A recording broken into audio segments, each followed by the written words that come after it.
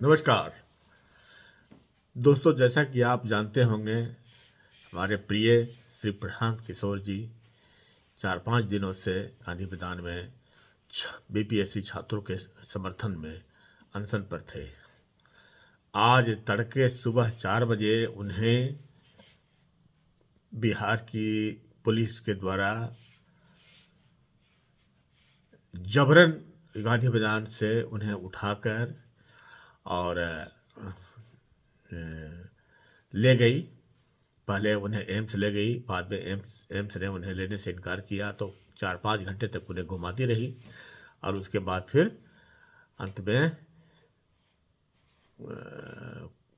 किसी फतुहा में या कहाँ शायद किसी हॉस्पिटल में उनको ले जा करके और गलत ढंग से सर्टिफिकेट लेने की कोशिश की डॉक्टरों के द्वारा, लेकिन डॉक्टरों ने इनकार कर दिया।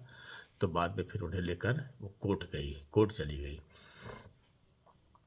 कोर्ट ने श्री प्रसाद जी को जमानत दे दी, लेकिन कुछ शर्त रख दी कि आप ये बॉन्ड भरिए कि हम ये जो कर रहे थे अनशन गांधी मैदान में, ये गलत था और अब हम आगे से ऐसा नहीं करेंगे।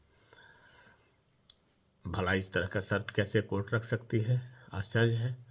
प्रशांत जी ने इसे तुरंत से इनकार कर दिया बॉन्ड भरने से। मैं बॉन्ड नहीं भरूंगा इस तरह का, आपको जेल भेजना है भेज दीजिए। तो कई घंटों के बाद, 1-2 घंटे के बाद फिर उनको पुलिस वहाँ से अचानक से लेकर के बेऊर जेल चली गई पटना।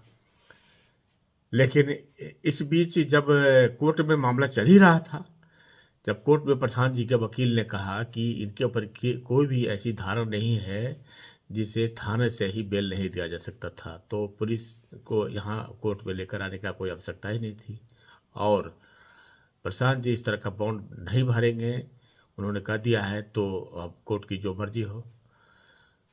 तो आखिरकार कोर्ट ने अपना आदेश बदला और उनके ऊपर सारे जितने भी लगाए गए थे बॉन्ड वो चेंज किया, ऑर्डर को बदला गया और इस तरह का ऑर्डर जो था कि आप लिखिए कि आप इस तरह का फिर आगे नहीं करेंगे, तो वो सब खत्म हुआ और प्रशांत जी को जेल के गेट से वापस फिर पुलिस ले आई और उन्हें छोड़ दिया। इस क्रम में आप सुने होंगे, मीडिया कर्मी भी कुछ बोल रहे थे कि बिहार के ऑपोजिशन के लीडर श्री तेजस्वी जी इस मामले में खुलकर सामने नहीं आ रहे हैं। इसका क्या कारण हो सकता है और क्या कारण था, तो मैं आपको अंदर की बात बताता हूँ। इसके कारण थे, जो बहुत गहरे कारण थे, लेकिन दुर्भाग्यवश वो सफल नहीं हुए। इसका कारण ये था कि आप सुने होंगे, लालू जी ने अचानक से नीतीश जी के लिए अपना दरवाज़ा खोल दिया था कि मेरा दरवाज़ा नीतीश जी के लिए हमेशा खुला हुआ है। आखिर उन्होंने ऐसा क्यों कहा? उसके पीछे कारण था। उसके पीछे कारण ये था कि नीतीश जी को ऐसा कहेंगे, नीतीश जी को बीजेपी पता नहीं किस रूप में ले रही है, या नीतीश जी वहाँ संतुष्ट हैं नहीं हैं, ये सब बिना जाने हुए लालू जी ने अपना ये वक्तव्य दे दिया था। नीतीश जी से भी जब भी कुछ पत्रकारों ने पूछा तो उन्होंने कुछ ऐसा बॉडी लैंग्वेज दिया या कुछ उस पर ऐसा कुछ विशेष रूप से कहने से कतराए, तो एक लोगों के बीच में एक तरह का जाने लगा इस तरह का मैसेज कि शायद सचमुच में नीतीश जी फिर से पलटी मारने वाले हैं। तो तेजस्वी जी यहाँ पर अपने पिता के उलट वक्तव्य दे रहे थे कि नहीं, चाचा हमारे चाचा जी अभी उनके लिए हम उपलब्ध नहीं हैं और वो एक तरह से कहिए तो 2025 का चुनाव हार गए हैं, तो अब ऐसा नहीं हो सकता है। लेकिन बात तो चल ही रही थी, बार बार लालू जी बोल रहे थे इस बात को। प्लान ये था कि सचमुच में नीतीश जी एक बार फिर से पलटी मार लें और इधर आ जाएं, सरकार बन जाएगी, भले ही मुख्यमंत्री नीतीश कुमार जी ही रहें, लेकिन उसमें उनका दोनों बेटा तो मंत्री बन जाएगा, तुरंत बन जाएगा मंत्री। और जैसे ही मंत्री बनेगा तो उप मुख्यमंत्री का पद तो तुरंत भी मिल जाता है तेजस्वी को। इसके पहले 2 बार हुआ, जब भी आरजेडी के साथ नीतीश जी आए पलटी मार के, तो तेजस्वी उप मुख्यमंत्री बनाए गए।